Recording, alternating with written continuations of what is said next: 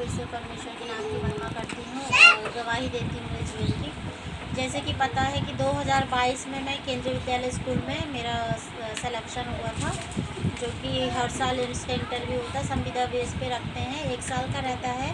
क्योंकि अगर कंटिन्यू रहेंगे तो हम मतलब कि ऐसा होता है कि अगर कंटिन्यू एक ही स्कूल में रखो तो क्या करते, कई लोग केस कर देते हैं परमानेंट के लिए।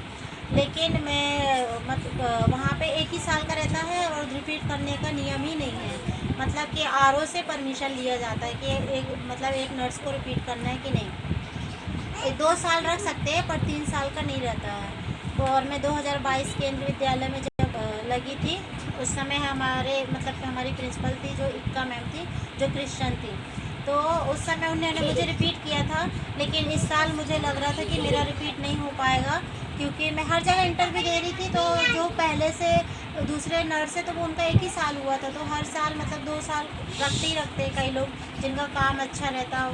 तो फिर मैं बोली, प्रभु आपके लिए कुछ भी काम कठिन नहीं। मैं विश्वास करती हूँ कि जो नए प्रिंसिपल आए हैं, हमारे YK सोलंकी सर जो प्रिंसिपल है, तो वो काम के प्रति बहुत स्ट्रिक्ट है और उन्हें काम से मतलब है। और वो सबको देखते कि क्या करना चाहिए, क्या नहीं करना चाहिए, रखना चाहिए कि नहीं रखना चाहिए, रिपीट करना चाहिए, ये सब कि वो इंटरव्यू के ऐसा नहीं कि सर से हम सिफारिश करेंगे, सर आप मुझे रख लीजिए।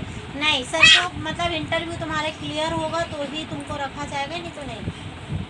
फिर जब मेरा इंटरव्यू था सबसे सेकंड नंबर पे मेरा इंटरव्यू था और मैं प्रभु से प्रार्थना कर रही थी, प्रभु पता नहीं प्रिंसिपल सर भी बैठे हैं और बाहर के एक्सटर्नल लोग भी आते हैं, 5 लोग हमारा इंटरव्यू देते हैं और कम से कम हमारे यहाँ पे कितने 50-60 लोग इंटरव्यू देने आते हैं और सब अच्छे एजुकेट, कि कहना चाहिए BSc नर्सिंग, कोई MSc। मेरा GNM है, 2-3 लोगों का ही GNM था।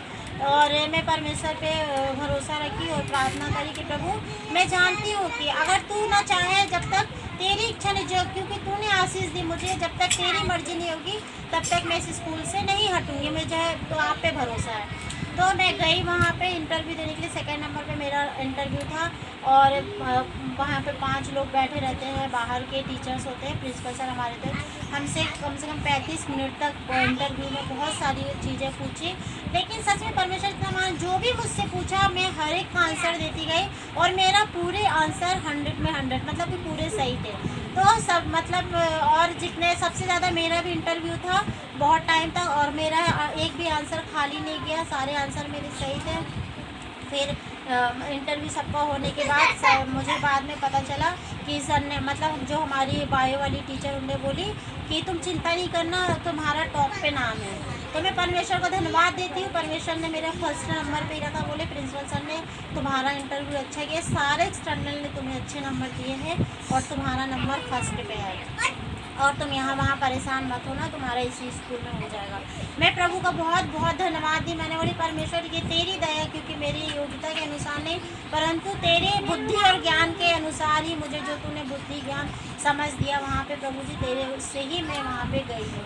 क्योंकि मैं स्कूल में इतने सारे लोग आते, एक ही सीट होती है और इतने सारे लोगों के बीच में फाइट करना आज के टाइम पे बहुत मुश्किल होता है। क्योंकि हम पहले जब पढ़े थे तो नॉन अटेंडिंग क्लास थी हमारी, रेगुलर क्लास मैंने अटेंड नहीं करी, ना तो कॉलेज की ना ही स्कूल की। लेकिन परमेश्वर ही जो कुछ देता बुद्धि ज्ञान देता है और मैं बहुत फर्स्ट नंबर, यहाँ तक कि जब मैं अपनी बहन लोग को बताती तो बोलती है मैं इतने बार इंटरव्यू दी, मेरा सिलेक्शन नहीं हुआ। सुरेखा संगीता लोग यहाँ पर KB में इंटरव्यू दे चुके थे, बोले दीदी आपका हो गया, यही बहुत बढ़िया। और सबसे बड़ी बात ये कि एक ही स्कूल में मैं 3 साल से हूँ और सब लोग मुझे बहुत लाइक करते हैं और बोलते हैं तुम्हारा काम भी अच्छा है और तुम्हारा स्वभाव भी बहुत अच्छा है। आज तक मेरी एक कंप्लेन नहीं गई प्रिंसिपल सर के पास कि इससे रूटली बात करना है कि इससे क्या, मेरा वर्क भी बहुत अच्छा पसंद आया। सर लोग बोलते हैं तुम्हारे सारे पॉइंट कि जो फीडबैक लिया जाता है आपको नंबर दिए गए। ये मेरी योग्यता के अनुसार नहीं, लेकिन परमेश्वर का स्वभाव उनके मेरे जीवन में कहीं ना कहीं प्रभु ने उन्हें दिखाया। सच में जब हम कहीं बीच में अन्य जातियों के बीच में रहते हैं तो हमें नम्र बन के ही रहना पड़ता है और परमेश्वर हमें बुद्धि ज्ञान समझ देने वाला परमेश्वर है, जो कि आज मैं अपने बुद्धि ज्ञान समझ से नहीं, सब परमेश्वर की बुद्धि ज्ञान से, परमेश्वर के वचन के अनुसार मेरा हुआ सिलेक्शन। मैं प्रभु को फिर से धन्यवाद देती हूँ और मैं जब अब अगले नेक्स्ट टाइम आऊँगी तो मिठाई लेकर आऊँगी। प्रभु के नाम की महिमा।